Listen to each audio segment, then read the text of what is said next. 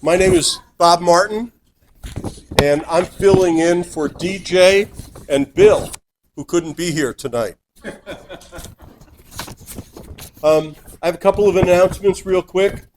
Taiwan On with Casting Carolinas will be April 26th through 27th. We've sponsored this event with Casting Carolinas. We need volunteers to help on land with the recipients of Casting Carolinas fish. Please reach out to DJ, either email or on Facebook, if you're interested. We have a night of fly tying Tuesday the 25th here at this Bass Pro at 6 o'clock.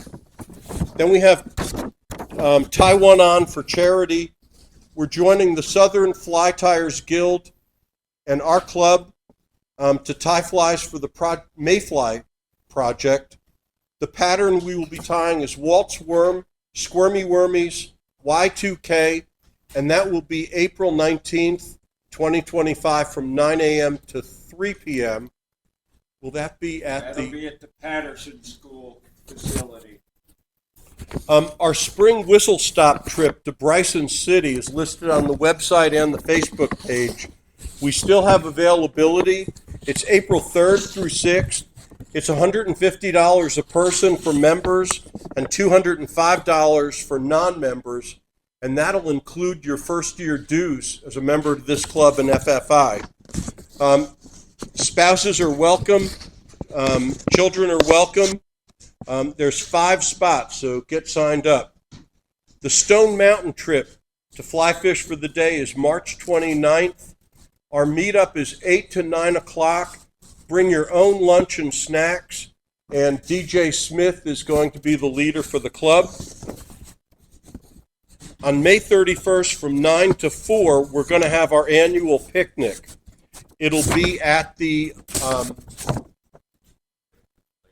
Lake Norman State Park at the Pavilion, and there will be burgers, dogs, drinks. Please bring a side dish or a dessert to share, and it's $15 a person. Tonight's speaker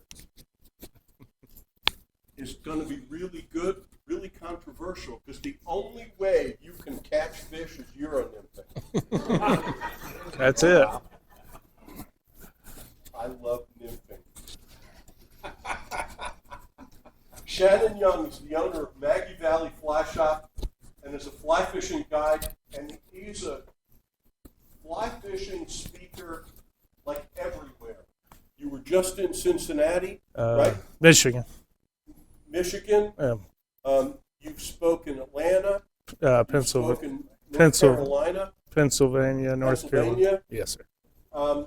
Shannon's been fly fishing and fishing in general since growing up in northern Georgia, and his passion led him to western North Carolina mountains, where he, his wife, Kristen, and their daughter now live. I give you Shannon, and I'm so glad thank you. On All right. Well, thank you guys for having me. I greatly appreciate everybody here. And first thing I want to do is tell you thank you. When the storm hit back in late September, Hurricane Helene, one of the biggest clubs that jumped up and came over to actually put boots on the ground and help us and support us was this club. So Bill, Brandon, and I'm quite a few others jumped in, and they actually did something instead of talking about it. And then again, we did a toy drive heading into Christmas, and this club donated money to go to that toy drive. So I want to tell you a special story real quick, and we'll get to my Euro nymphing.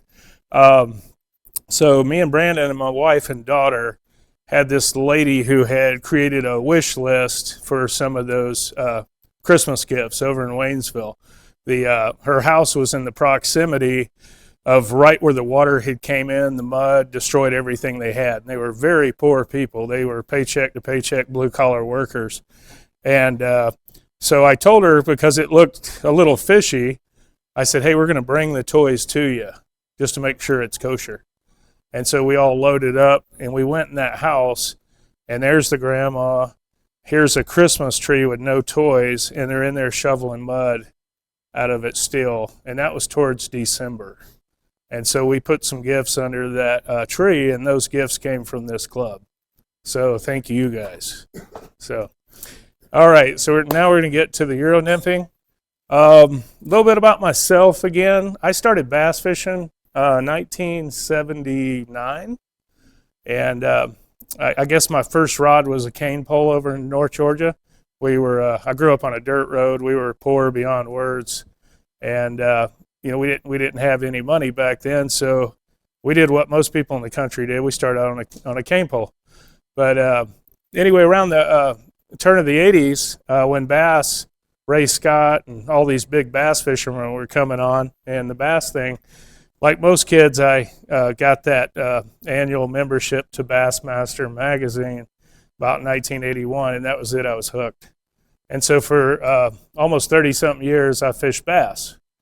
And when we moved to Western North Carolina, I picked back up fly fishing, and because we don't have a lot of bass fishing out there, we got a ton of great fly fishing. And I said, okay, I'm gonna learn this and treat it like I'm going to school or something. And I started guiding and studying, and I was horrible in the beginning.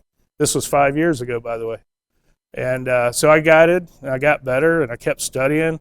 I started out on dry flies, my first rod was a 9-foot 5-weight Orvis Clearwater, and at the time it was all the money I had.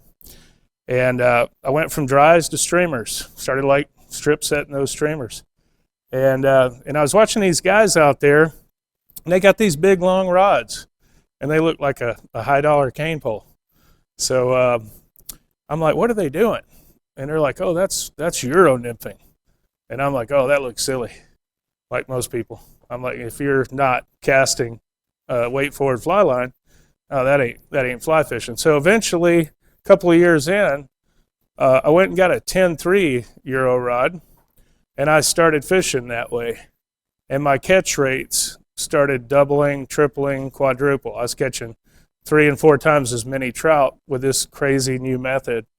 And I come to realize that I'm a better nymph fisher than my dry fly cast. I'm still working on it. I can double haul a little bit. I can roll cast pretty good. Streamers are good. But when I found that nymph rod, I was like, okay, I really like this. And I was good at it and got better and better and better. So 2 years ago, you guys were talking about casting Carolinas. That was my first competition 2 years ago. I got blown off the river. Second to last, got destroyed. And so it lit a fire in me to get better, to study and actually apply myself and listen to the really good anglers like Josh Miller, Devin Olson, George Daniel, so on and so forth. Study these guys, and then study some of the really good anglers that I got to fish with locally. And so last year I came back and I medaled twice. I got a bronze and a silver as a team, but with a first place overall in August. So I medaled twice last year. And really, as with anything in fly fishing, if you'll take the time and apply yourself the correct way, you'll get everything back out of it. But if you approach it and you're lackluster with it and you're not devoting yourself to learning that skill, well, that'll show up too. But today we're going to talk about Euro nymphing. I'm going to talk about the way I do it. It's not the only way.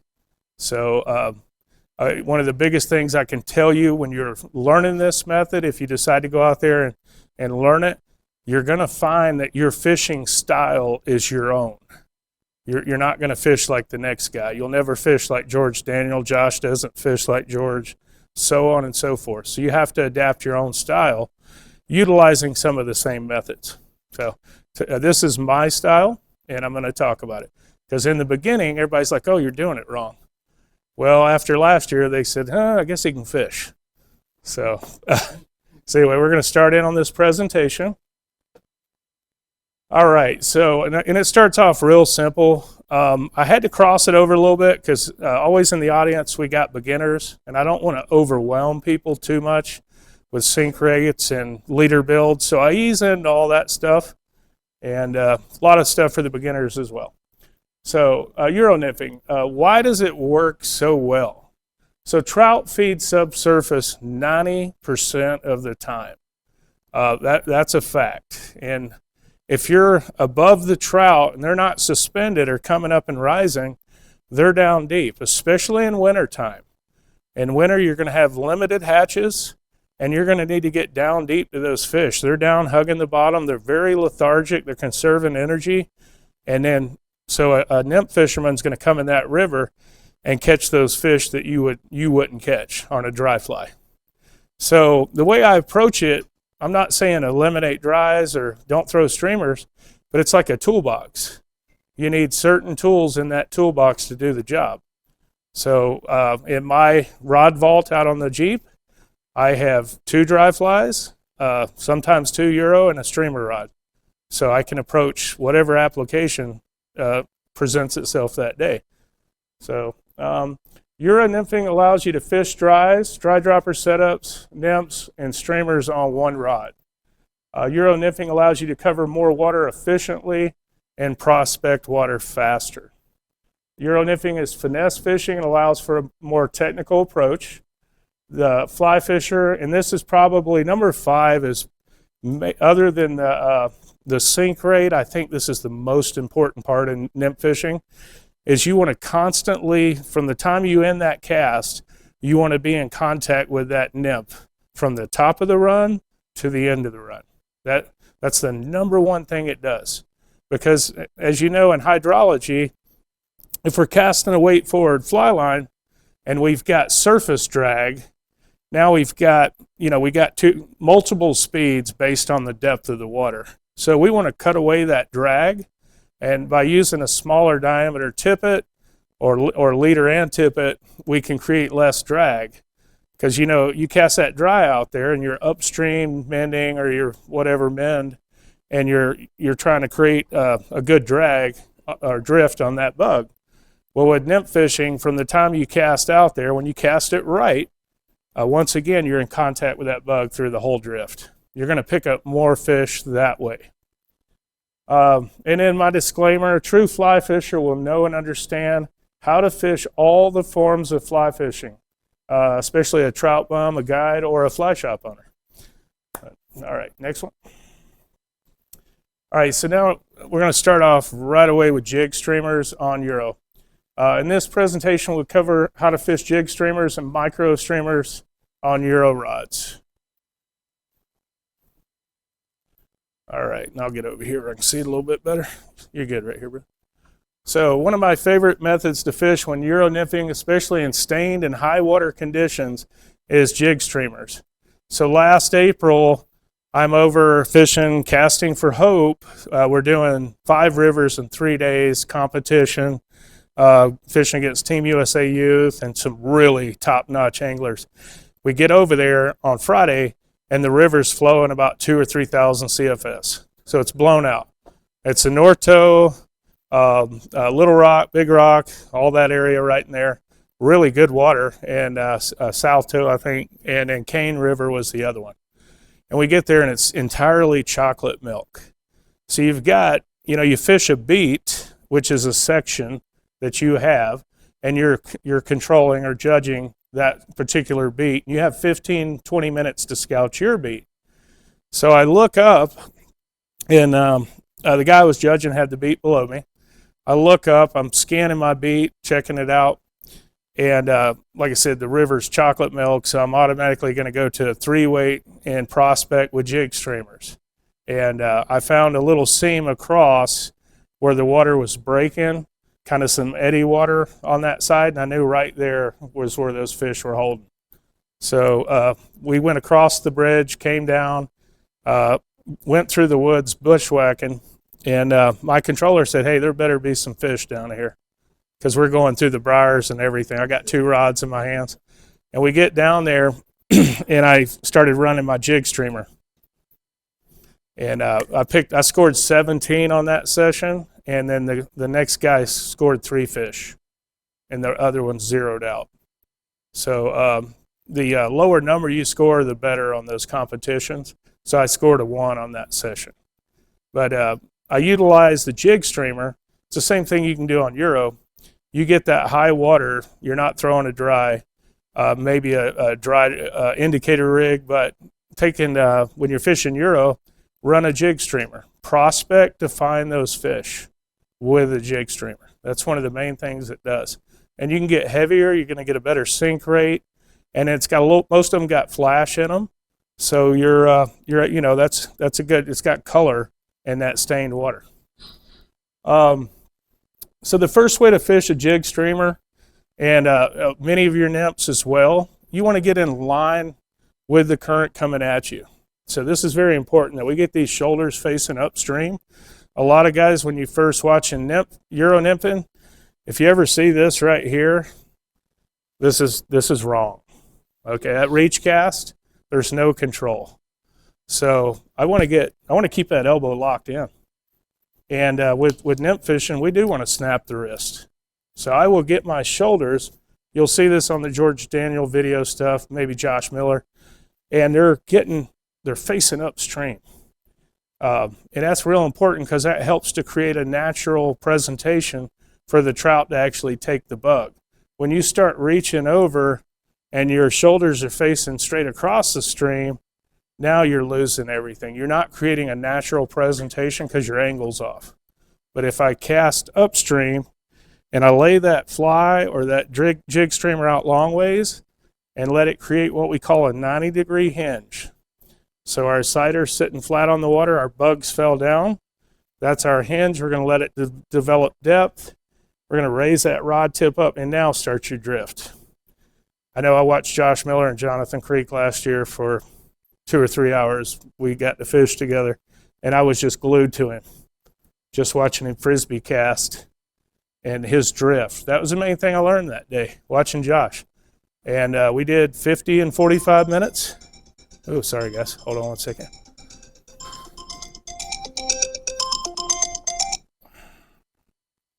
Apologize. So, yeah, watching Josh and learning from him a few techniques. I mean, he could just pick up fish like that. And his whole thing was the cast and then his drift. And the accuracy of his cast, just watching it, knowing what to look for, I was like, okay, there's 2 things he's doing here. Number one, he's making a very precise cast, which we want to do. And the other thing was he was just dead locked on that drift. And he was in line with the current coming at him. So once again, when we're coming in with jig streamers, and I want you to learn to fish them, you're going to use a heavier leader, like a 3X leader. It can be a mono leader. It can be a shorter leader. Usually 3X is where you want to be. And fish a heavier leader on those jig streamers. Use those to prospect. Because a lot of times they'll institute a bite. They'll force those fish to hit it, especially that flash and all that stuff in there. But yeah, like I said, when you're first coming in the river, always fish that water in front of you, get facing upstream, and lay that nymph out or that jig streamer long ways. Let it develop depth, and then start your drift. Once you get to the end of the drift, you can swim that streamer back to you. So one cool thing, so let's say we've cast, frisbee cast, and we're even a jig streamer. We're laying it out, we're letting it develop depth. Now we're going to raise up, switch your grip right here, guys. This grip here detects strikes. This grip is for casting, for accuracy. So I'm going to go from that to that. And this will help you if you ever get a bump, because you can use sight in, fill. I like to use both. And you'll get that tap, so now you're a vertical set. Cast out, let it sit, and then you can jig it, you can swim it, and then once we get to the end of the drift, you can lower that rod tip and then strip set it back to you. Yep. So multiple ways. You want to fish a jig streamer erratic, because nothing in nature does the same thing twice. You don't want to sit there and do the same lifts and all that over and over. Make that thing dance, and then watch a lot of George Daniel videos. All right, so jig streamers I utilize to prospect. When I'm fishing a competition and we've got stained water or high water, I need faster sink rate, big bead like a 3/8 millimeter. I'm going to put that 3-weight into play, and I'm going to prospect and find where those fish are because we're on a clock. If you're out there and you're just having fun with it, still take 2 rods. Have one set up for jig streamers. Have another one set up for dry dropper, single nymphs, double nymph rigs, stuff like that. That way you're just switching out. You're not having to change out so fast. So, so micro streamers, size 12 to 14. A lot of times, fish are being picky. They want something really small. It looks like a little, a swim bait or something like that. You can cast them out there, and you can keep that rod tip low, and you can swim those micro streamers on Euro. So another good thing to have in your box, little 12 to 14 inch leech patterns, stuff like that, micro leech, those are wonderful. All right, next. All right, so pocket water. This is right outside the Nantahala National Forest. So why is Euro so effective? Well, it's efficient at fishing what we have a lot of, which is pocket water, especially down on Nantahala, in the park, even Cherokee. You got so much pocket water. So rather than, I'm casting a weight forward fly line over here, and now I know I got to mend, and my line's going this way and my bug's over here, well, I can simply either tuck cast or frisbee cast into this pocket, and then I've got less surface drag. My bugs are to depth, they're in the strike zone, and I'm picking up more fish that way. So once again, Euro nymphing is about precision. Wherever you face these shoulders needs to be your target, like you're throwing a dart. It can't be just some wild cast, because there actually is a Euro cast, very important. And you want to work on precision. So one thing I do is I sit in the fly shop parking lot. I'll put a cup out, 20 foot away, and I'll try to knock the nymph in that cup with a frisbee cast. And I've been doing it about the last year to practice on my cast. We all know we can take a hula hoop, measure 20, 30, 40, and double haul or single haul into that piece of yarn in the hula hoop in your backyard or wherever. Well, you can also practice, take the hook off, get just a bead, and practice trying to hit a cup with your Euro cast. And then when you get on the river, especially on frisbee cast, it's going to apply to the river, just like if you're working on your dry fly cast. So that's how I practice it. But pocket water, you're going to see a ton of this all over western North Carolina, Virginia, east, southeast, pocket water heaven. And this method is going to give you the number one way to attack this water as far as catch rates and even big fish. So this is our pocket water. It's usually a big boulder or something that's breaking. The old timers call it eddy water. It's just where the hydrology changes and the fish are utilizing less energy, and especially big fish. They're waiting on that big meal to come by, and they're going to hide out in that slower moving water, so they're preserving energy. And so that's what's known as pocket water. All right. All right, there's no better method than Euro nymphing to effectively fish pocket water. The precision of this method allows the fly angler to cover the area much better and get the fly pattern in the strike zone.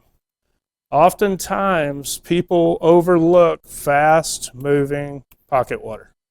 In fishing, you're going to hear, oh, that's A water, B water, C water, so on. So A water is the best water in front of you, the obvious water. Then you've got your B water, which is your secondary.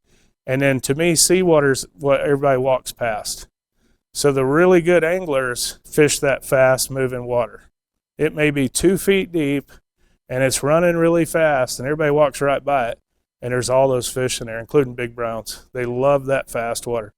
So when you're first coming into the water, and before you start fishing, the first thing you need to do is look at the whole situation. Before you even step in the water, you need to read that water, number one thing, and go, okay, I'm going to start here. I'm going to ease up through here. I'm going to hit this A water, B water, C water, so on. And here's how I'm going to fish this run. Or maybe flip over some rocks and try to figure out your entomology. What do I see? Stoneflies, caddis, whatever, a larva. Do all that, and then once again, before you get to ripping in that water, ease into it, always fish the water in front of you. Very important.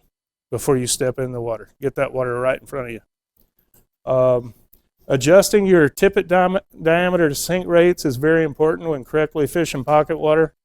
Example, you're fishing 6X tippet with a 2.8 millimeter pheasant tail, and your bug's drifting high out of the strike zone. So it just doesn't feel right. Your sink rates aren't correct, and the water's moving too fast. It's riding your bug up. So there's two things you can do right there. You can either switch to a heavier bead, or simply, if you still want to fish that same 2.8 millimeter or less, change the diameter of your tippet and also the length of the tippet as well. So we fish a lot of 7X in Western North Carolina. You've absolutely, if you're going to start fishing those 2 millimeters and 2 4s, 2 5s, go ahead and run you some 7X and extend the length of it. Because by extending the length of the tippet, it'll help you to get a better, number one, sink rate and a better presentation, natural presentation by having longer tippet. The only time I fish short tippet is if I'm in a little creek like Jonathan Creek in Maggie or Scotts Creek down in Silva, and I don't want 4 or 5 foot of tippet out. But if I'm on the Nantahala, if I'm in Cherokee on the Raven Fork or up in the North Toe, whatever, and it's big water and it's deep, I want a lot of tippet out, and that's going to allow me to cast that bug and lay it out long ways and create, so we have a term, it's called an underwater hammock. So by the time your bug starts dropping, just picture a hammock, which we know looks like this. So from our cast, now we're drifting, and then we know we're going to lift. We're going to start the swing and then back into the cast. It's called an underwater hammock. That's a correct presentation. But if you cast and you're leading too fast or the water's moving too quickly and your bug's riding high and they're not suspended or coming up, you're just casting over those trout all day. So how do we adjust that? We change our tippet diameter, go to a smaller tippet, and or change the weight of the bug. So for sink rates. All right, next one. All right, and this is me guiding West Fork 3 years ago. So what does that look like if you were casting? You could high stick a dry dropper especially, on a regular fly rod. But there's too much, right. Yeah, so I took, like I said, I took this picture 3 years ago. Obviously, we're Euro nymphing. And I was like, man, this is a great point to why this method will work the best through here, because it's precise. And I had the guys come up through here. We actually hit about 80% of that water with the longer rod. And they didn't need a big cast. You know, you don't want to get past 15, 17 foot of leader out. You don't need a big cast because you got a 10-foot rod. So you're going to utilize that rod, maybe 15 something foot of leader with the tippet out. And now from the time you drop that bug in to any one of this pocket water, from the time at the top of it, you're in contact with it. So you're picking up more fish. If you fish that with a weight forward fly line, even if you were mending fast, you're going to be miserable. You could high stick a dry through there and maybe pick up some fish, but you're not going to get the depth in the strike zone because you're creating too much surface drag. And so this is a prime example of where Euro comes into play. All right, so fishing smaller patterns. That is my ugly zebra midge I tied about 2 years ago. That's a size 20 actually. And here's a cool thing, especially for the Smokies. Take that green wire, that UTC makes, take a black body, tie it with green wire on a zebra midge. Watch what happens. So that's Jonathan Creek Brown, pre-storm. It's fishing a dry dropper here, so we're going to get into that in a second. There's times when you got that low, clear water, the fall, or maybe we haven't had rain in a long time, or if you live in PA right now, you're really in trouble. And so that's a good time to start fishing a dry dropper and a smaller bug because you're getting a more delicate presentation. And a dry dropper is simply a suspension rig. Basically, you've got the dry is determining the speed of that presentation for you. And there's a time and place for that. All right, so smaller patterns. So now I'm going to break down 1s, 2s, and 3 weights. Now the Diamondback nymph rod is actually a 1.5. It's not a 1 weight. It's actually rated at 1.5. That's from Joe Goodspeed himself. I own that rod, and we're going to talk about 1 weights first, because a 1 weight fly rod, you're like, oh my God, it'll break in half. But it's actually got the backbone, especially the Diamondbacks. They're amazing. I put a 4-pound brook over in West Fork on that 1 weight, and it did not break, and I was able to get him in pretty quickly, utilizing the reel as well. So 1 weight allows for you to detect the most subtle takes. What's the difference in the 1 weight? Well, if you're fishing a lot of small streams in the Smokies, or maybe wild trout's your game and it's not big, 6-pound stockers, that's where the 1 weight comes into play. And the tip is so soft and sensitive, you can be sitting there fishing 18 to 22s on 7X or even 8X, and you can feel them. You can see it. And it's wonderful. So that's the advantage of the 1. Plus, it's a fun rod. I fish it in a 10-footer for the Diamondback, and it allows me to fish a smaller leader system and fish smaller bugs. So that's my little wild trout stream rod. Once you've developed your cast in Euro, which you're usually going to do on a 3 weight, and you're going to start going down into these lower weights. So like Bill, you've got a 2 weight now. That puts you right in the middle there. It allows you to fish big fish and small fish. But, eventually, if you're getting into it hardcore, get you a 1 weight, especially Diamondback. And it's just a fun rod. And like I said, you can fish really a 4 to 6 pound micro leader, really small stuff. Still has the power to get large fish and allows you to fish micro streamers better than heavy Euro, and then smaller to mid-sized streams. So I want to take that rod. Obviously, I don't want to take it over to the Sequoia in North Georgia and watch one of those fish just break it in half. But there's enough water around from here to Pennsylvania and New York up in Roscoe that you can take a 1 weight and have a field day. Plus, it feels like a tank when you get one on. It's wonderful. So that's advantages to a 1 weight.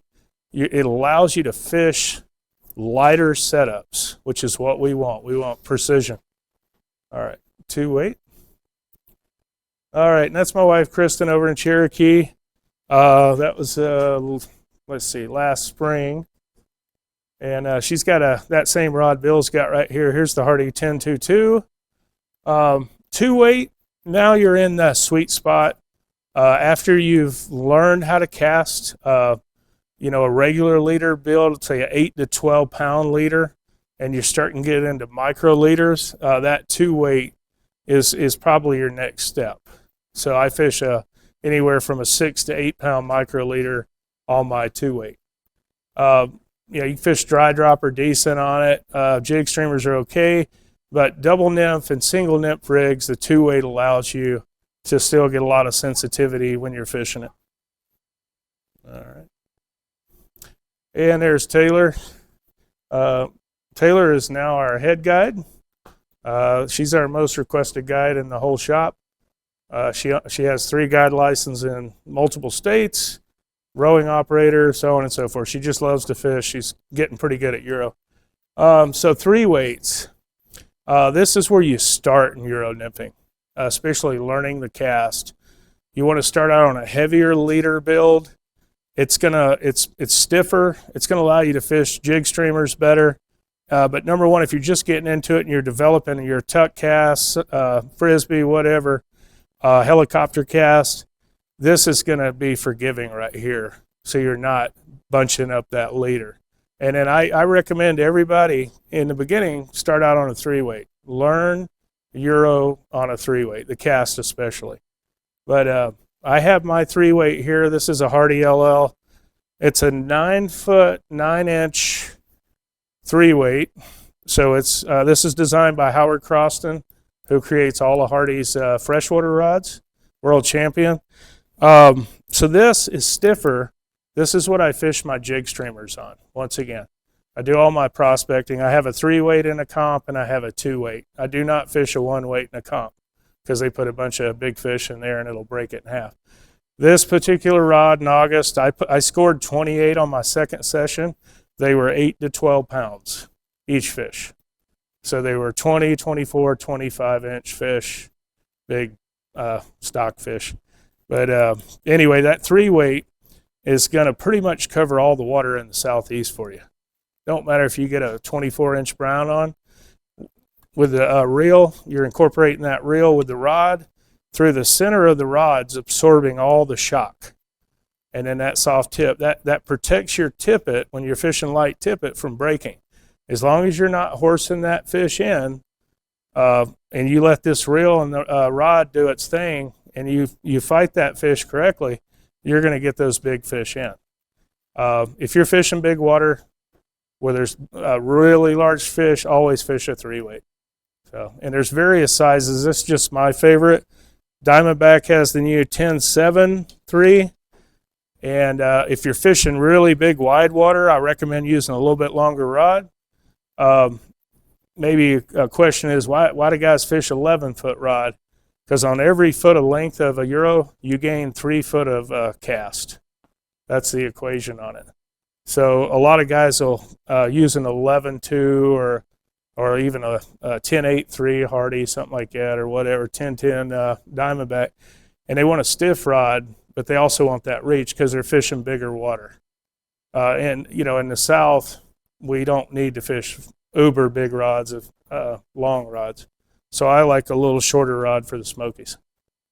So that's our 1, 2s, and 3s. And you're going to fish a bigger leader on that. I don't really run like a 4 or 6 pound leader on a 3-weight. I'm going to run a 8-pound leader on my 3-weight. And a lot of times I'll do just a mono leader, spool up some 3X, and then run with it. And that ceramic mono, one thing it does, has less stretch.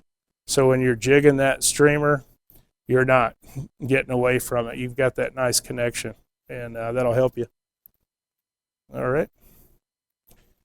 All right, let's talk about the reel. Some basics here again.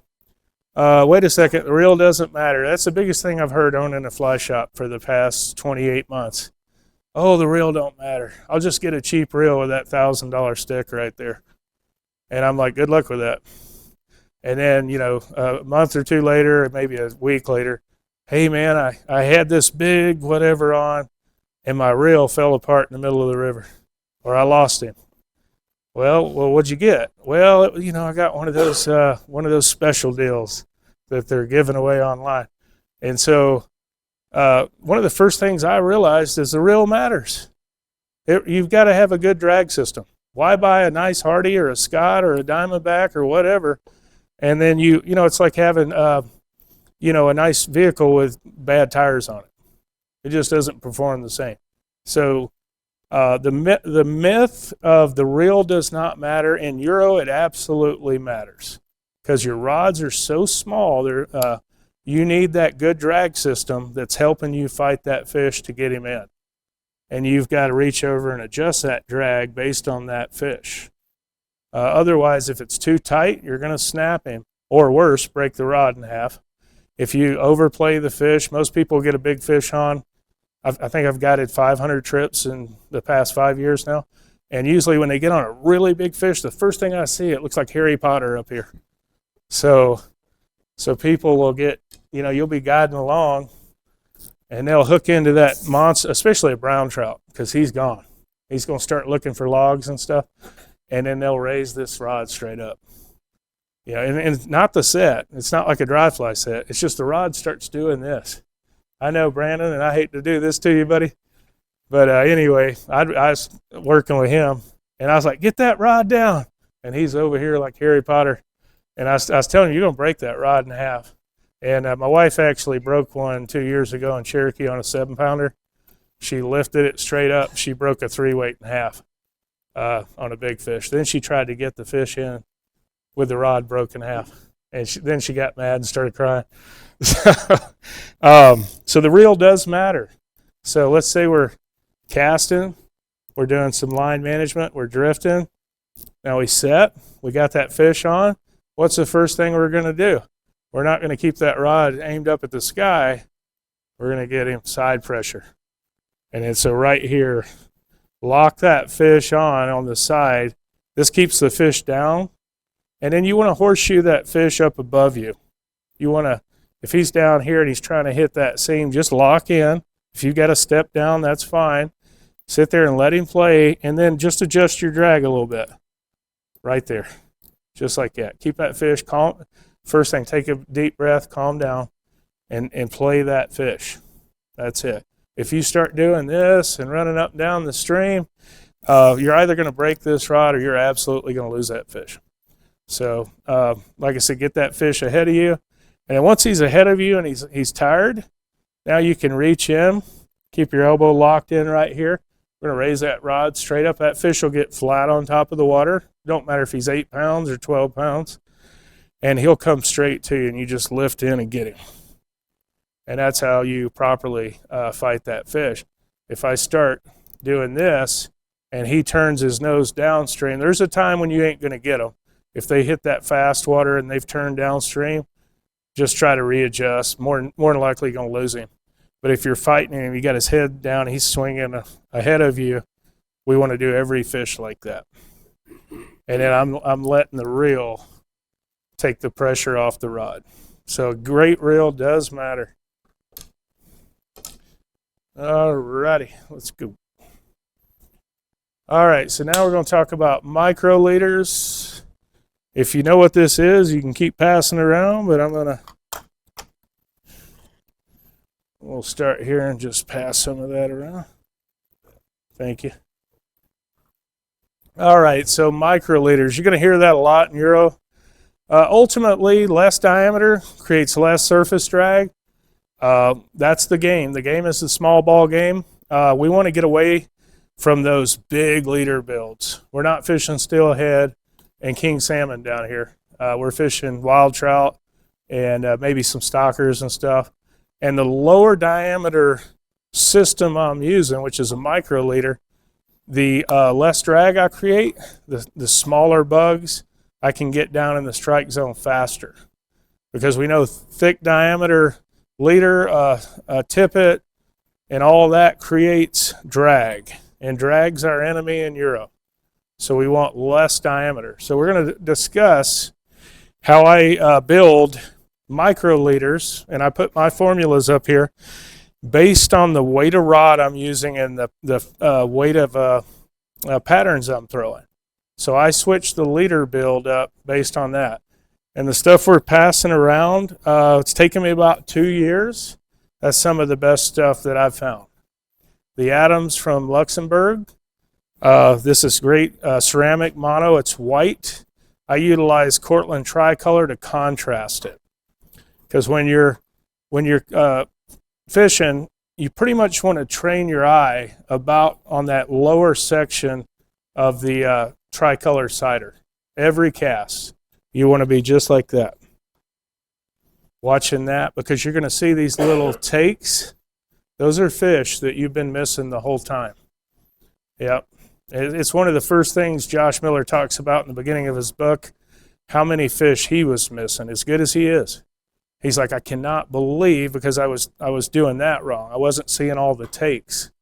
And so what we do, Cody Fisher over in Tellico, over there in Tennessee, one of the smartest things I ever heard. He does fish a tippet ring, by the way. Something a lot of guys don't. It gives you a little bit better, without fishing a tippet ring, it gives you a little bit better drift. But I use a tippet ring myself because I don't want to sit there and rebuild leaders all day, especially if I'm guiding. So what we came up with is spray paint your tippet ring, fluorescent orange. And you can train your eye on the tippet ring, and that'll show you where all those takes are at. And then you know you need to start setting more because you're missing a ton of spray paint them. Just dump out the whole thing, 2 millimeter, spray paint them. And now when you're going, you can focus on that tippet ring. So let's start with this one. All right, micro leader advantages. And here's Brandon. So that's Nanahala upper. I was there for that fish, obviously. And that was the Harry Potter day. So I was walking him through how to get that fish. The fish fortunately got ahead of him, and then it came right back to him, and he was able to net it. So that was his second big brown in like 2 or 3 days right there. Euro nymphing microleader advantages: less surface drag, fish in smaller patterns, and then more technical presentation. What's number one thing in fly fishing? Presentation. So when you're thinking about Euro nymphing, I want you to think of your underwater presentation. We always think about a dry fly on the surface, but do you ever stop and think how that nymph's doing this underwater? So if you ever watch nymphs that are real, that are coming through the bottom, and they're coming down to trout, they're just kind of bouncing along the bottom, just above the bottom. So we want our bug to dead drift that way as well. So learning to create a underwater presentation that's more natural is going to take your catch rates up extremely good. So that's one of the main things you want to work on is your drift. All right. So you guys are welcome to copy this. It is very close to Devin Olson's leader formula, and I didn't even know it. His is 11 foot, mine's 12. So on 3-weight, which I have right here, I use 12 foot of the Adams 3X, 24 inches of the tricolor Cortland, because it creates contrast for us old guys who can't see. And the white, Gordon Vanderpool, who's pretty much a legend in the Euro world, he's the one that got me into fishing white leaders. And now I see what it is. So the nice part about this Cortland tricolor right here, this is going to be one of your best friends. If you're having visibility on cider, this black right here that's in this tricolor is amazing and when you've got bluebird days out there. So it helps you. So what I do, I cut this 24 inches down on the bottom to the color I like the most. And I train my eye on that color as I'm drifting right there. And you'll see it do this when you first get into it. You're going to see that. Those are all takes. It's not the bottom. If you're drifting and your bug's moving, you're right above the bottom. So the tricolor against the Adams is what I ultimately found myself with. The other neat thing is you can take the Adams, you can nail knot the whole leader, whatever size leader you want there. And then we got these wonderful things over here. So, and H&D makes them too. I've got them at the shop, the high and dry. Here's the Adams. There's many colors. High and dry makes orange and everything. You can run your whole leader on there with just a nail knot to the tippet, and then you mark on your cider. What's the advantage of that? Less knots shooting through those guides all day. You're going to get a better, nice, clean cast all day by using these guys right here. So Adams make them. We have the H&Ds in stock now. So I'm going to test those out tomorrow. I just got them. All right. Then on the 2-weight, I'm doing, once again, 12 foot. You'll notice I stick with 12 foot. I use more of a George Daniel leader build, which is shorter because I want the 022 Euro line here. So I've got 0.022 line on here, which is competition. And I want that line coming in and out of my fingers all day.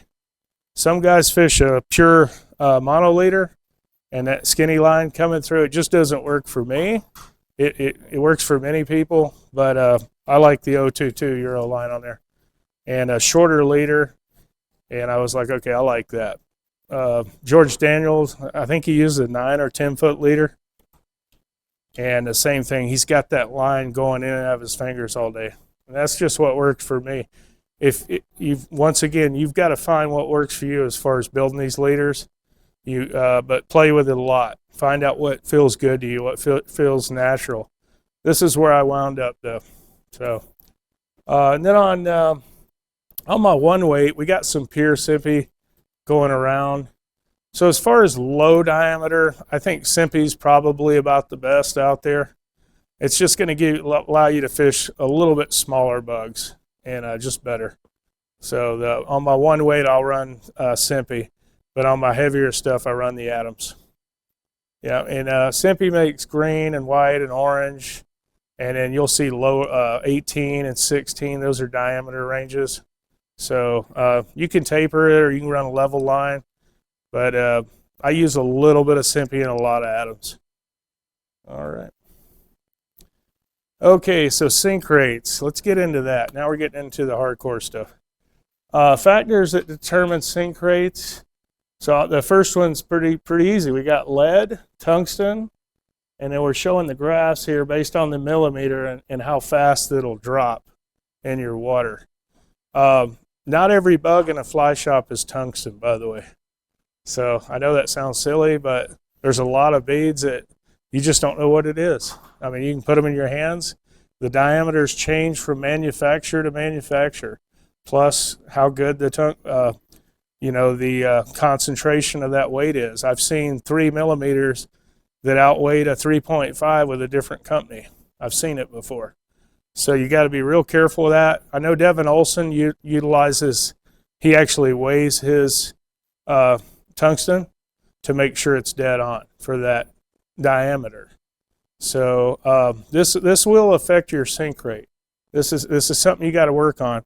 So when I'm first teaching this class, one of the first questions you get when you're out on the river and you're green and you're new to it, the biggest thing you hear is, what bug are you throwing?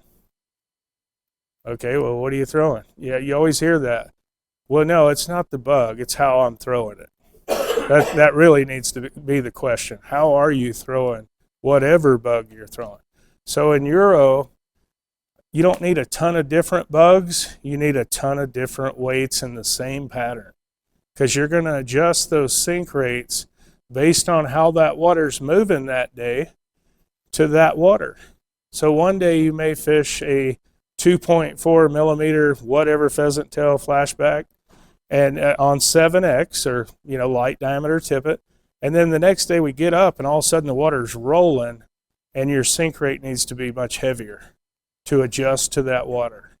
So when you're first coming in that river, what do? We look at the water, we read the water, and when we're reading that water, we go, okay, well, it's springtime, we're starting to get some bugs, so I want to fish whatever, a waltz worm, green or whatever with a gold bead. And then I'm going to go, okay, this water's moving pretty good, so I want a 3.2 millimeter on a 16. And then you fish that for a bit and they're not having it. All of a sudden you adjust the same pattern up or down and you start picking up fish because the sink rate is corrected to what the fish want. So it's dead drifting along the way they want it. So always adjust your bead first. Then the second thing we can do is we can lighten our tippet. The third thing we can do is change the angle of the drift.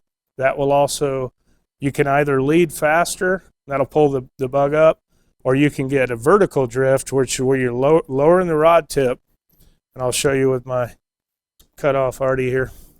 So by lower and raising this rod tip, we can change the way that bug's drifting. So if I get a lower rod tip, that's a vertical presentation, straight up and down. If I start angling my sider steep, it's going to give me a different presentation as well. So that's the third way you can change the angle of your rod to adjust the sink rate. But the number one is the simplest one. You either go heavier or smaller. So when I'm building a fly box, and I've got five of them over there, I do it based on weight with pretty much 15 different patterns, but in all weight sizes.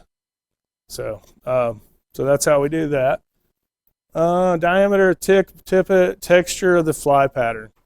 One of the main things that people don't really talk about unless you're an advanced angler is what is the texture of that particular nymph. Like a perdigon, which means pebble in Spanish, has hardly anything on it. It's got a tail fiber, it's got some wraps, and it drops like a rock. But if we start throwing purple Duracells or soft hackles, now we're creating drag underwater. So it's going to switch up. So if I need a good sink rate with a more texture fly, I'm just going to go a little bit heavier and adjust. Personally, I start 2.4s and 2.8s on 7X. And if it's a rolling, I'm using a heavier bug right away. I fish a lot of single nymphs. I do not fish a lot of double nymph rigs. I think a single nymph is a more natural presentation. So I'll take a heavier single nymph and fish it before I'll start putting on double flies. If we've got absolute stunner, fast CFS, and the water's rolling, then maybe I'll move to a double nymph rig. But most of the time, I'm going to be focused on trying to present that single bug more naturally. So angle your sighter, bulkier patterns versus compact. Then soft hackle, perdigons, stuff like that. Your zebra mids, you're going to drift better, perdigons. And then once again, you start getting into mop flies and stuff like that, junk patterns. They're going to create a lot of drag underwater. So they need to be real heavy. That's why you'll see a mop fly, which represents a crane fly larva. Usually people are going anywhere from a 3.2 to a 3.8 with lead in it. And, it's just to get that thing down there because the sink rate's totally different. So this is one of the main things in the beginning for advanced. You want to adjust your sink rates to what the water in front of you is presenting. This is very important. Don't worry about the fly so much. If you can get that cast in, very accurate cast, you get a good drift, and your sink rate's correct, you'll pick up more fish quickly. All right, so now that's West Fork of the Pigeon in November after the storm. So I hit, 25 that day, 2 browns and this little rainbow there, jig streamers. And obviously stock fish, but I wanted to show this because this is post-storm.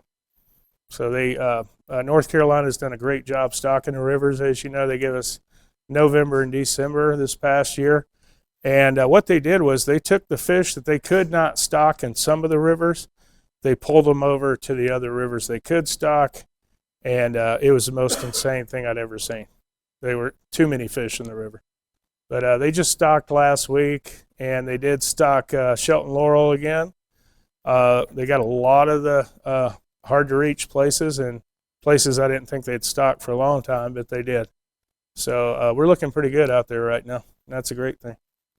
All right, let's talk about dry droppers. So, and I'll tell you a little story on this one. So dry dropper setups while you're nymphing are a very effective way to fly fish. Known as a suspension rig, fishing a dry dropper will slow down the presentation of the fly pattern, and many times provide a more subtle presentation when fish are spooky or in low clear water conditions. A dry dropper setup is also good to use on windy days. So when you're out there and the wind's blowing like crazy, lower that rod tip, do more line management, and then put on a dry dropper. And that'll give you something, it gives you an indicator rig when your sighter's got that big bow in it because of the wind. Now we're taking out the sighter and we're just utilizing that top dry fly as an indicator. And that's how you combat that wind in Euro, is dry dropper. If you're having trouble maintaining a tight line sighter, use a high vis dry. So if you have a hard time seeing that dry fly that you're utilizing, Josh Miller's Clueless Caddis, there's a few out there. These are super high vis patterns that we use in comps, and they allow us to see all those takes. If you're throwing out something that you can't see, you need to adjust that right there because you're missing all those fish. So I use a high vis Clueless Caddis. And let me see if I got one real quick. Here we go. So here's Josh, and we can pass that around. There's Josh Miller's Clueless Caddis. You can see it from a couple of states over, so it's good for us old people. You can fish a dry dropper in short to long range situation. Once again, line management super important as we're casting that dry dropper.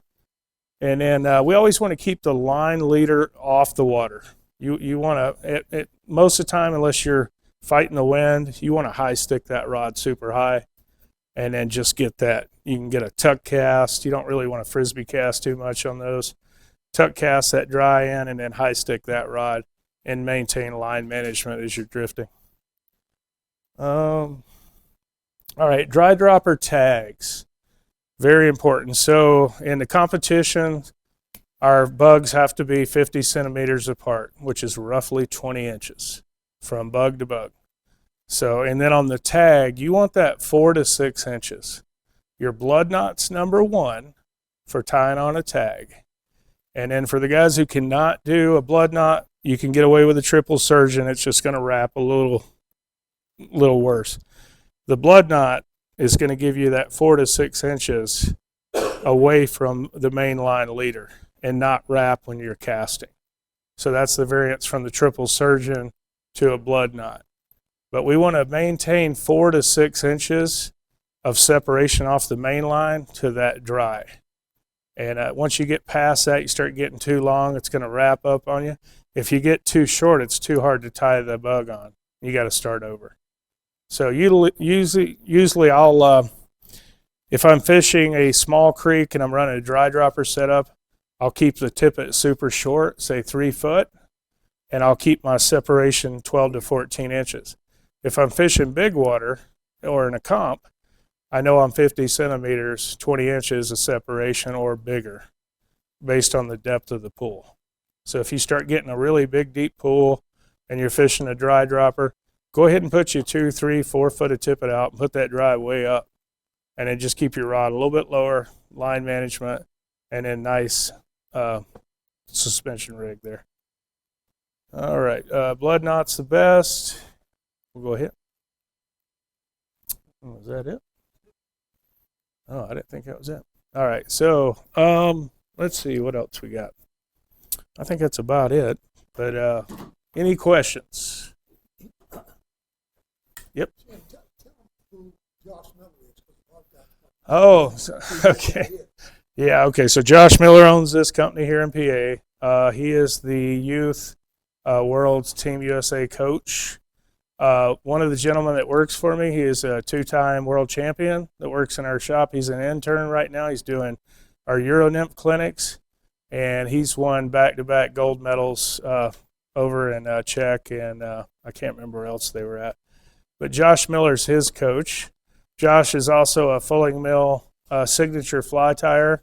He owns Trout Yeah Guide Service up in PA. He does steelhead trips as well.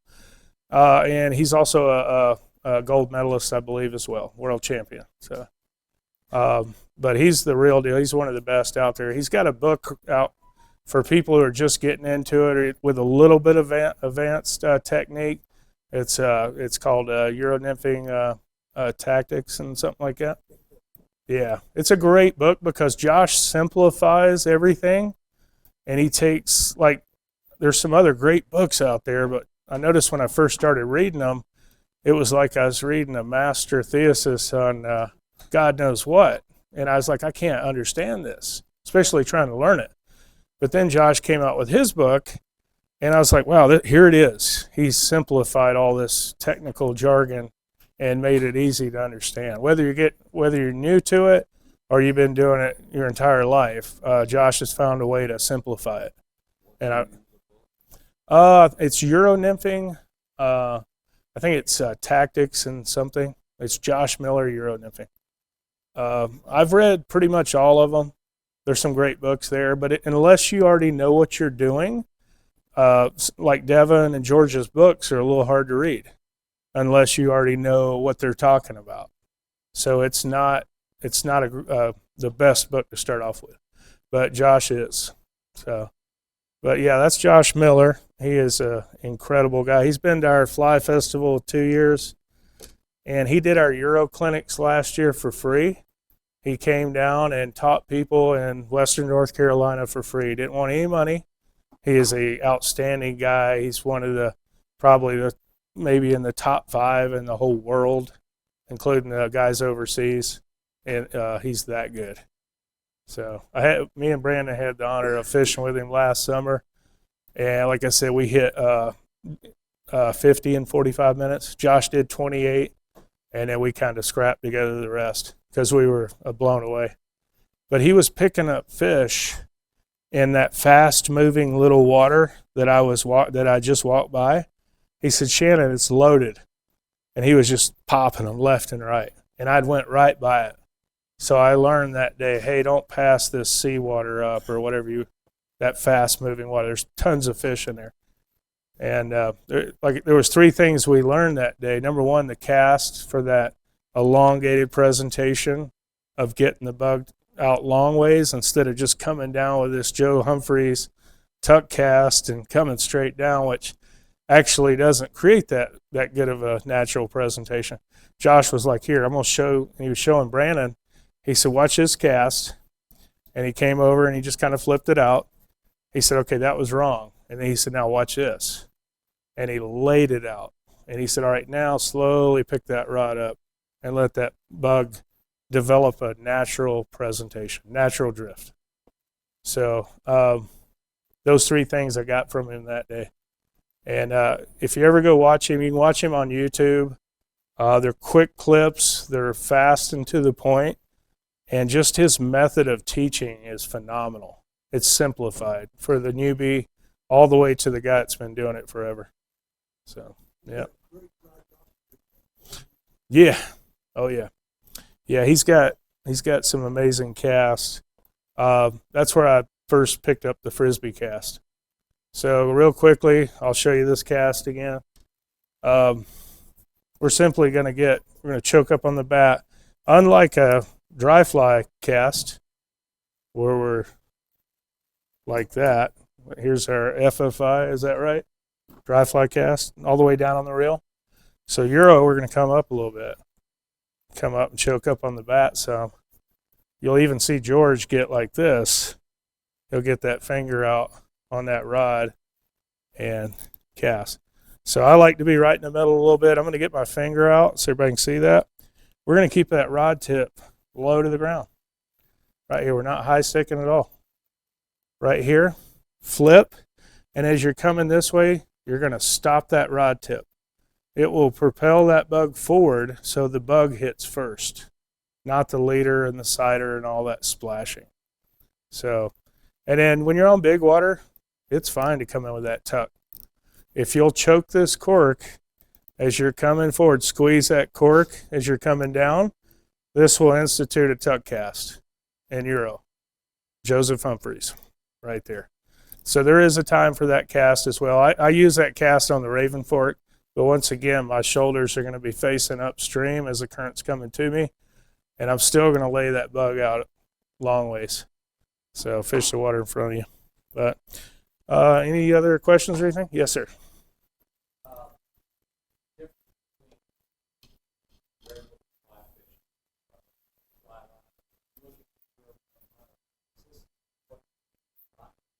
No, that is your leader. Yes, sir. Here, I'll show it to you. So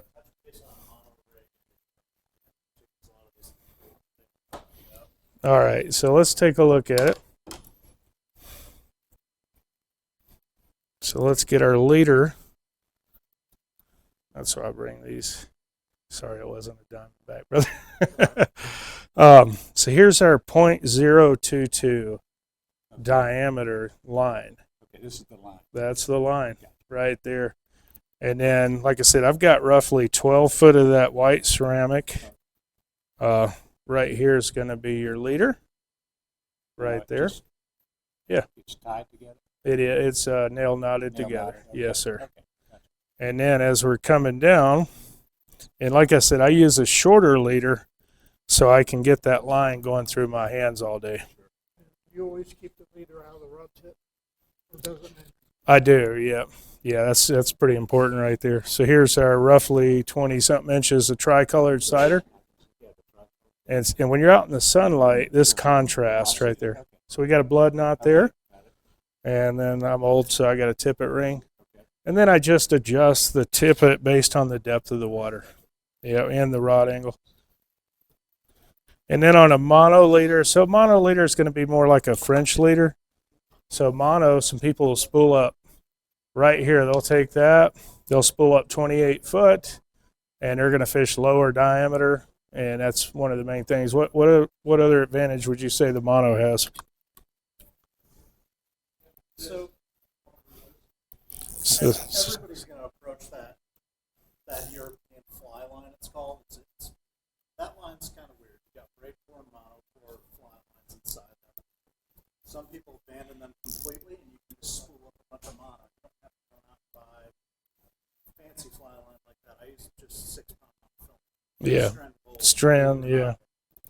I kind of cheat a little bit with that. So starting out with it, this stuff gets kind of confusing. When I started doing it, you'll start reading about all these leader formulas, Mm-hmm. and there's tons of knots and all this other stuff. And I kid you not, I'm with Valley Cruises, and I tried to cast the leader I tied up the night before, and I hardly go through the guides. Yeah. Was it a Lance Egan 2015-12?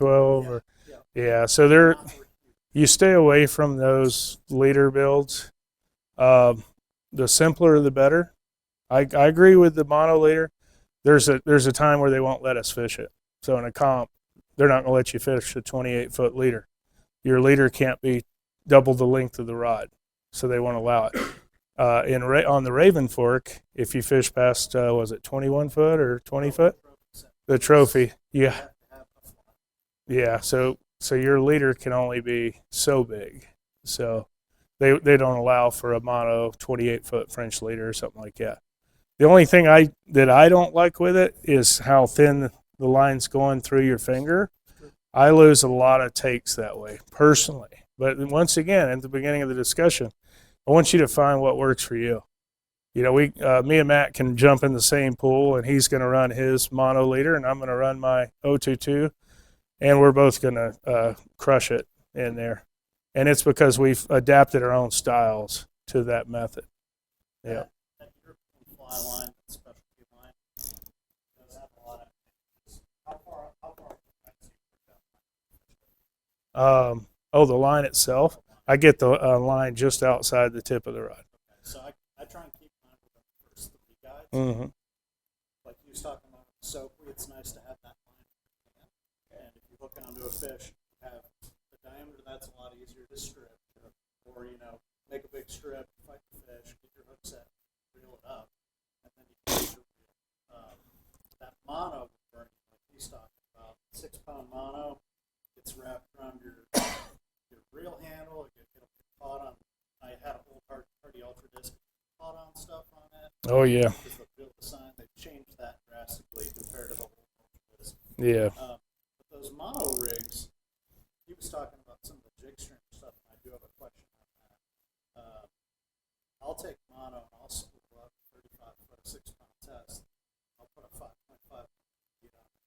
I'll strip out. This is old school sand stuff. They call it chunking duck. So I'll strip out 15 foot of line. I'll cast that thing halfway across the tuckasee and hold my rod. So it's like a swing of a current. And Yeah. they'll blast that. You can't do that with that line unless you can get some of the knots in your system. You won't be able to get that. They'll make breaking points. But yeah, there's monocore, braid core. They even make shorties if you don't buy your line. And this is mono. If you're fishing with that, the tip of your rod too, it gets weird because sometimes it'll kind of pull back down through your rod. The weight of it is substantial. So Yeah, one of the greatest things I can tell you right now is do not ever fish a shorty. Those pre-made Euro leaders, stay away from them. Because all day you've got those knots shooting through your guides. It is horrible. Yep, thank you. the 2 questions I had for you were touch real quick on how you watch your sight or your strike detection. I know you kind of hit the line jump, but a lot of it's just a pause in it. Yeah, so your takes. Tell them how you put set. You see those things because that's drastically different Mhm. than most of your traditional fly fishing. Yeah, that's a good point, Matt. So to answer Matt's question, when we're drifting along, all right, so we've made our cast, and we're focusing on our drift.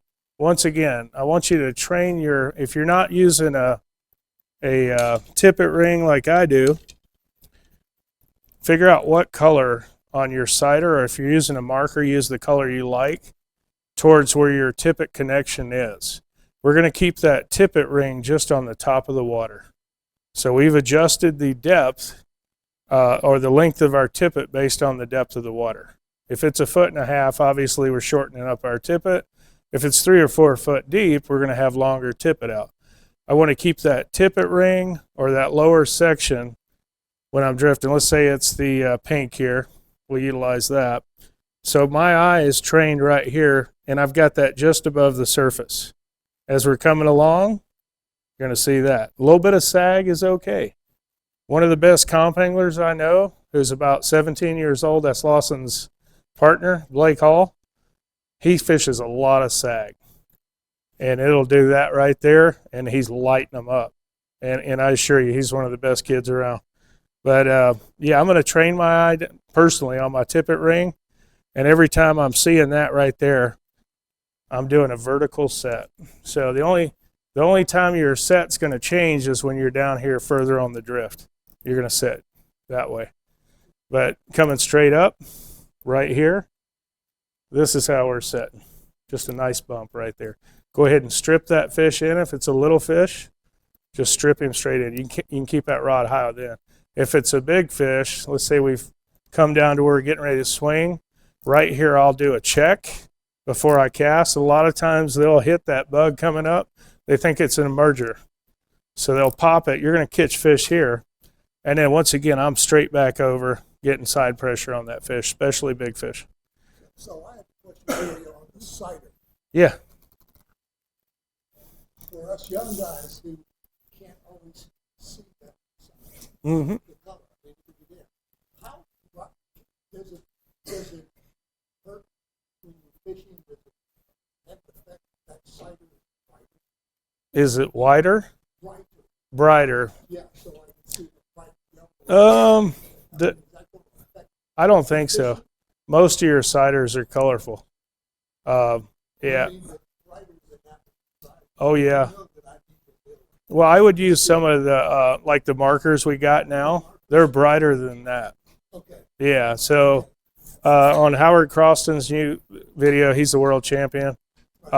He's painting on a thin section of cider onto the white leader, and he's just using a little bit, like 3 inches.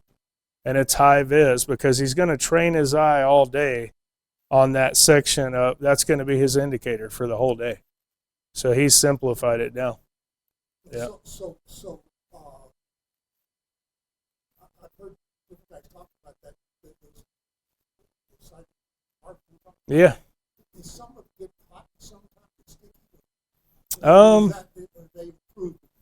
Oh, we're going to find out. I just got them in last week. So once we get to number one, if you're in the park and you got good cold water, it's going to be fine to fish. But if we're down on the lower elevations, we know past June, first week of June, there's no fish anyway. So I'm not really going to worry about that heat so much. So we'll find out though. I got the H&D, the high and dry markers in. I can tell you the Adams ones in here, he makes great ceramic mono, but the marker, when I put it on there, I could barely see it. So I didn't like it.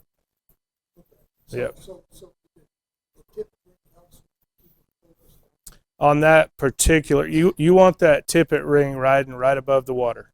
You do not want to sink that cider. Now you're creating drag. You've ruined the whole equation.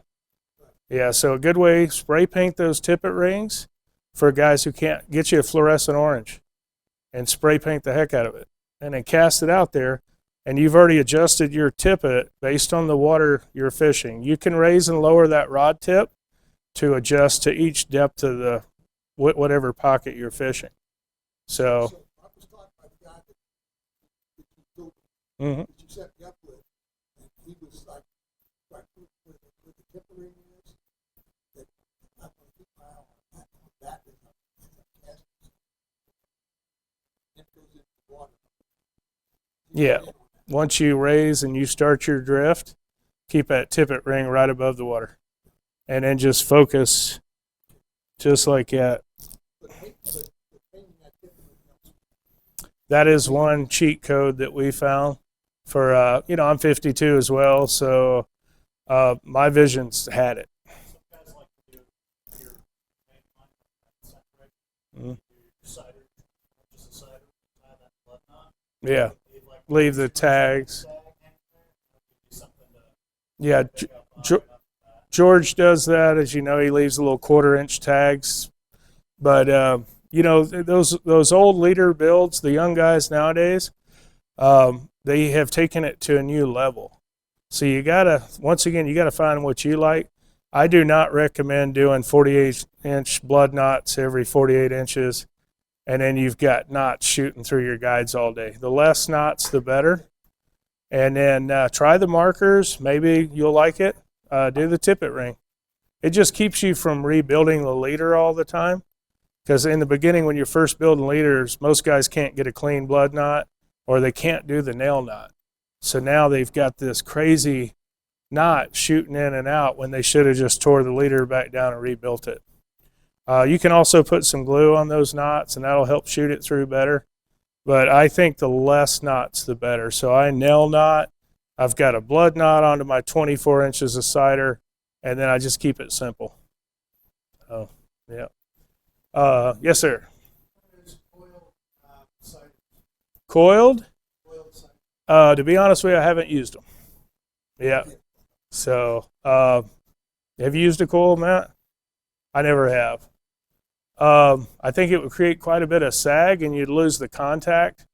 I noticed that Josh doesn't use them. I've never seen George use them. I think I've seen Devin or the guys out in Utah use them a little bit. It could be a fad, though, on the cold cider. Maybe it's just too much lack of contact with that bug, which is the whole purpose of contact nymphing in the first place. Did I get your questions? Yeah, the only other one I have is something Are we going to the Bahamas or? we're going back to jig streamers, so All right. back to the goofy stuff I did at the top. Yeah. Some of the biggest fish you'll ever catch Euro nymphing get out of jig stream. And I think a lot of it is just has more power. Yeah. So I'll throw some crazy big things out. Joe does to old times. Oh. It takes like fast sometimes big streams. Mm-hmm. You'll get your feelings hurt. Drop down to 3x and stuff like that, or you go up to 3x. The biggest thing for me that I want to ask you about, played a lot with swing those things, is how's your hook set rod and fishing and a downstream? So, you keep that high. And Low. well, Yep. some of the biggest fish I've now I've caught landed several big fish doing that, but I've lost as many. Sometimes they'll come up out of nowhere, probably working right over the head. They come up and your rod angle's too low. It's like snap. So. Well, usually they'll snap the trips. Oh yeah. So that 28 fish I scored in August for that second session, I lost 15 to 20 on jig streamers. Just because when you're fishing a jig streamer, the hookup rates are really low. It's just the way it is. You're going to miss a lot of fish. But you can fish it fast. Number one, there's just times when it's the only thing you can really fish proficiently. You've got water rolling. We start getting above 250 CFS, and number one, you're either in a boat or you're fishing something silly heavy to get it to depth at the top of the cast. So to me, that's where a 4-weight would probably come in nice. A big crazy 4-weight that's just set up for those big, anything above a 4 or something millimeter. There you go. So big, heavy. That's cool. Haven't done that yet, but that's cool. I'm open to it. Yeah. Yep. You're telling me you go from fly line, 12-foot Adams. Yep. You've only got 24-inch cider. whatever your tip is. Yeah, based on the But you're telling depth. me you're getting out on fly line. You're having some fly line out of your guy. Yeah, you'll have this Euro line, this 022. It'll just be coming out in the tip of that section here, 4, 6, somewhere thereabouts. That line will be out. That's all you're going to fish. That's it. And Yeah, ever. If you start casting too far, you lose control. Yeah, you're losing control. You have no control. You've lost contact with the bug. You're drifting. Now you're reach casting. We're using the shoulder all day. That's a no-no. I have seen guys do this back in the day, and I'm like, well, there's no control with that. Versus here, yeah. And how long can you do that for? We all know you can't do that all day. And I laid block for 16 years, and I still can't do it all day. But yeah, you just you really want to be in that 15, 17, or even closer. You don't need to make a 25-foot cast. You've lost everything. Like I said, when I fished with Josh, it was just little 12, 15-foot casts, and he was locked in. He was in contact with the bug at the top of the run and from the end of the drift. The only thing he changed when we first started, he was fishing a 2.0 on maybe 7X, and he went to a 2.4, and he changed his sink rate. So right there that day I learned something. I was just watching. I was learning and absorbing knowledge, and I said, okay, he just adjusted his sink rate. He didn't change the fly. He was fishing a waltz worm, his favorite pattern. And he changed the weight, and he started just crushing it. It was like a machine. This Cortland? Yeah, Cortland Euro braid. I use braid core. It's just what I like. Some guys like the mono. But once again, the main thing, especially, it's just my thing. As I'm doing line management, and I've got the line coming through, I wish I could cast this thing in here and show you. We got this, when we're pulling the line down this way, it's going to create a V. It's called a Vermeer. And that's a form. You'll see guys, they'll do their cast, they'll pull that line down, then they'll start drifting, and they won't touch it. Then you're going to see George Daniel cast, and he's going to figure eight it. Line management. I do both based on the water in front of me. I've learned both of them. So if I'm casting in front of me, I'm in line with the current, and I'm tuck. Let's say I tuck cast, and I've got the bug coming straight at me fast. I'm like this, just like that. And then what I like to do, another thing, I like to get in the middle of the water in the river. I don't like to stay on the edge. If I'm on the Nantahala, I'm right in the middle of that water, and I'm working all those pockets right there. Yeah, if I'm over here on one side, I have just limited myself to an unnatural presentation on this far side. So I want to get in the middle, and I want to do those 12, 15-foot casts and work the whole thing instead of just eating some of the pie. Yeah. You're always fishing upstream. Oh, yeah. Yep. That creates a natural presentation. When you cast straight across, even on a jig streamer, by the time you get your depth corrected, the drift's over. So if I get my shoulders in line with the water coming at me, or just maybe 1 o'clock, let's say I'm facing a little bit to 1, and I cast upstream and I lay that bug out, no matter what kind of bug it is, dry dropper, jig streamer, single nymph, double nymph. If I lay it out long ways and I let it create that underwater hammock, get to depth, now I know I'm in the strike zone, I've created a dead drift, and I can adjust my rod tip accordingly. And so those are some of the little things I do and that's what I've learned over the past 3 years of studying fishing with the greats and studying them left and right.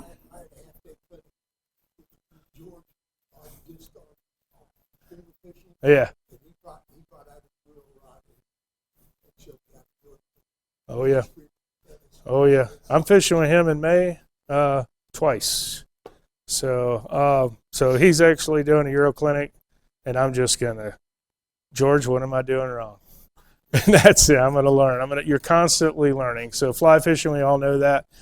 The biggest things I can tell you when you're first getting into Euro, keep your mind open. There is not one way to do it.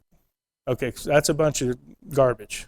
A lot of guys get on there and go, oh my God, you're doing it wrong. Yeah, well, why am I catching 60 fish in an hour if I'm doing it wrong? Why did I do this and that? And so what I figured out is, hey, there's a ton of ways to get to Cherokee, North Carolina. You can come in from Gatlinburg. You can come up from Silva, but you can also come through Maggie Valley. So there's many different ways that you're going to approach Euro, and I want you to find what works for you. That's got to be the golden rule. Maybe in fly fishing too. You know, Jimi Hendrix played a right-handed guitar upside down, but he played it like nobody's business, but he was playing it wrong. Kurt Cobain did the same thing, by the way. So anyway, all right, I appreciate y'all. Thank you so much.